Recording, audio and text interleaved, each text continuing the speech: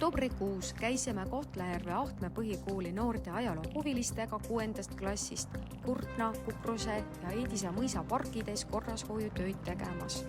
Meie kandis Ida-Virumaal on rikkalik ajaloo- ja kultuuripärand, mille hetkeseis jätab tugevalt soovida või lihtsalt vajab abi korrashoiutöödes. Sellepärast minul kui ajalooõpetajal on siiras hea meel ja sügav uhkuse tunne selle üle, et ka minu tagasihoidlik töö ja minu õpilaste pisikesed käed said midagi teha meie kodukandi kultuuripärandi säilitamise ja õitsengu nimel. Oma silmaga näen, kuidas selline oma kätega tehtud heategu teeb nooremale põlvkonnale oma kodukoha ajalugu armsam ja südamelähedasem. See kõik sai võimalikuks tänu toredale programmile Pärandivaderid ja minu heale sõbrale ja kolleegile Kohtla-Järve Malva põhikoolist Julia Smirnovale. Ma arvan, et see on väga hea idee. See on üldishiidlik projekt.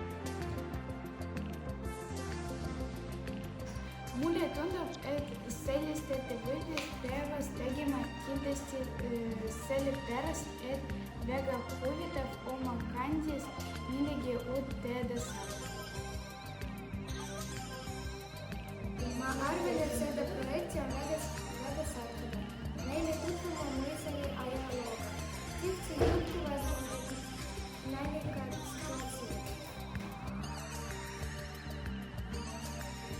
Мне очень понравилось убирать листья, но я бы хотела бы попробовать что-то другое.